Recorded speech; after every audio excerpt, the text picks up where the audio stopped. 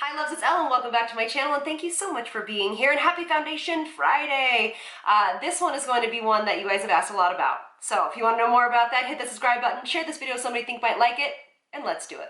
So if you watched my video actually from yesterday, or I'm sorry, 2 days ago, on my June favorites, you will know that FITGLOW Beauty has a foundation, and I've been trying it, and it's going to be no surprise to you that it is freaking amazing, okay? But I want to talk you through how to apply it. You guys have asked for this when I said it in the video, so I want to give that to you all because it is so worth looking at, all right? So let me tell you a little bit about this. First of all, the name is FITGLOW Beauty Vita-Active Foundation. This is probably one of the most beautiful, clean, yummy, good for you foundations that I have ever tried, okay? And I have a lot of them.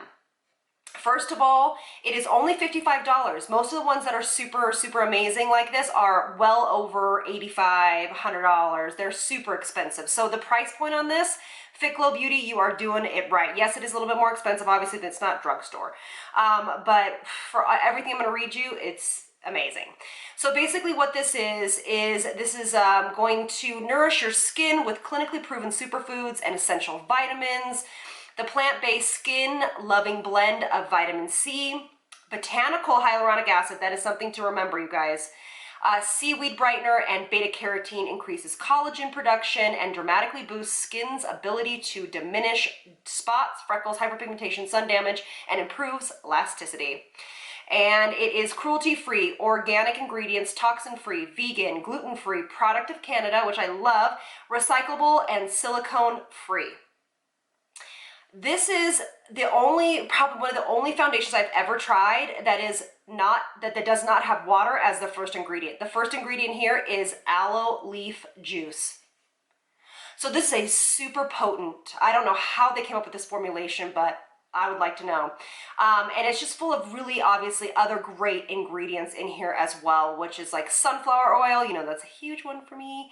Has, let's see here, jojoba seed oil, and the ingredients look absolutely amazing. No PEGs. I mean, it's literally what they say it is. It is a non-toxic, a beautiful formulation, and you will wear this and you would never know. Now, the thing to let you know is I'm going to try their concealer. That's next on my list because I know you guys love that concealer, but that's on my list to check out. The thing to note though is the color selection isn't super amazing. They have 1, 2, 3, 4, 5, 6, 7, 8, 9 colors, but it is a babier brand, and so yeah, let me know what you think about that. But I am in color VF2. That is the color that I am in, and it is a lightweight, skin perfecting, blendable light medium coverage foundation. That's what I would call it. It has a skin-like finish, so it's not overly glowy, it's not overly matte. You can apply it with a brush, a sponge, or your hands. And I will show you actually on one side with my hands and one side with my sponge, because those are the two ways I prefer to apply it. Some of you guys have expressed to me some concerns that you get pilling with this foundation, and the only thing I can think of that would give you pilling is A, you might be going into foundation too quickly after your skincare and sunscreen, or B, you're trying to mix this with a silicone-based primer. That is going to give you some pilling. I have never had pilling before with this foundation, but that might be something to consider. Also, application might be. Again, this is a natural-based foundation, so it's not going to act like your normal foundations, okay? So the coverage, though, on this is something that is also going to be adjustable, like I always say, per your skincare routine.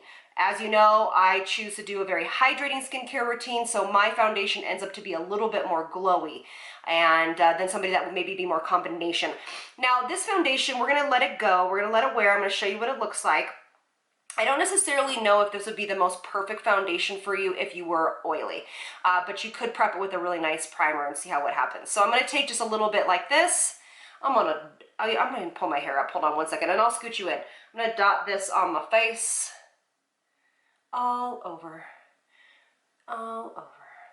okay. And then on this side, I'm just going to work this in. Now, if you can see, it starts to separate a little bit. It's very similar to the Tatcha water cream, where it needs a minute for you to press this into the skin and work it into the skin.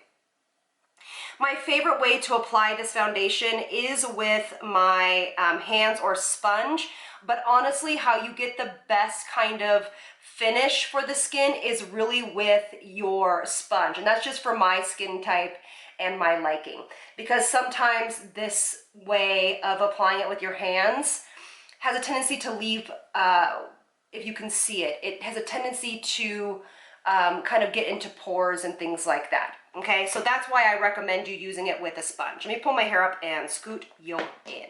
All right, ha, there you are. Okay, so again, this is a lightweight coverage foundation, and I'm just putting a little bit more on my sponge, and I'm going to show you both sides. Make sure your sponge with this formulation, since it does not have any water in it, make sure that it's not too damp. You could even try to apply this with a damp beauty blender. I mean, a dry beauty blender. That might work out really nicely. So I usually wear it with this amount of coverage, and I do find myself having to pat this in a little bit of an extra amount, just because of the cleanliness of the foundation and the way they formulated it. And I'll tell you, the first couple of times I wore this, I didn't love it until I found the right application technique for my skin. So there we go. So you can see, which is odd, to be honest with you, the sponge gave me more coverage than my hands. But do you see how you can kind of see in the skin that you can see little dots? It needs the hydration of a sponge, in my opinion. Just to do what it's supposed to do.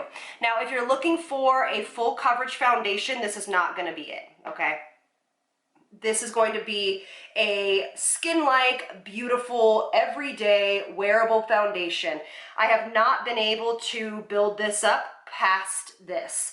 So it's going to be one of those just kind of everyday, beautiful foundations. I have worn this with primer. I've worn it with the Too Faced primer. I've worn it with the Milk primer. I have also worn it with the Tatcha primer, and they all work really, really beautifully with it.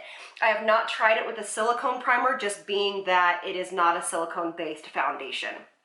So this is basically where we're at. It is my summer color. This is a little bit dark for my you know, like winter skin, but this is basically where we're at. So I'll show you. See how pretty it is? But it does work really well with primers, just so you know. You don't have to feel weird like, oh, I do want to wear it with a primer. Wear it with a primer, let the primer sit for like 2 or 3 minutes, and then put it on. It looks beautiful over it. So this is it. So what I'm going to do is I'm going to finish with my makeup, and then I'll meet you into natural light. Just so you also tidbit is that I only set this with just the most tiniest little bit of powder. I don't really set it with like a traditional setting powder. I will just use a little bit on the damp beauty blender and just kind of press it around the face. It doesn't really stay tacky at all. It literally dries down very quickly without a drying alcohol. I'm telling you, I don't know how they did this, but I will just ever so slightly, just to make sure that it doesn't transfer onto anything, or I guess makes it less transferable onto anything, with just a tiny bit of powder. And I will probably use my Milk blurring powder today. All right, so everything is on. This is what it looks like. I think it looks really, really pretty. I just want to kind of emphasize that this is a lightweight to light medium coverage, and it just looks like skin. And honestly, the longer you wear it, the better it looks, in my experience. So I'm going to take you into some natural light here in a second and show you what it looks like on my phone. All right, right back. All right, so here we are in natural light, so you can see everything up close. Yeah, so this is where we're at. So again, this is not a super, super long wearing foundation. It doesn't claim to be, it just really isn't, but it is such a beautiful one that I couldn't wait to share with you guys all what this looks like. So what I'm gonna do is I'm gonna take a few hours and I will show you where we're at, probably about 3 or 4 hours from now. All right, bye. All right, make sure my volume's on. All right, so here we are. It is a total of 6 hours later, and this is what it looks like. So you can see it's kind of coming off my nose ever so slightly, but the rest of the face looks really good. Again, like I said, I think it looks so much better when you really wear it for a longer term, but it's not a long wearing foundation, but it is one that I truly, truly enjoy to wear. It makes me feel good to wear it. I know I'm not putting in toxic ingredients into my skin. So I want to know if you guys have tried this. Obviously you guys were interested in hearing about this. So yeah, so let me know if you guys are going to try this out, and I would love to hear what you guys think. All right, have a wonderful rest of your day. Lots of love from me to you. Bye.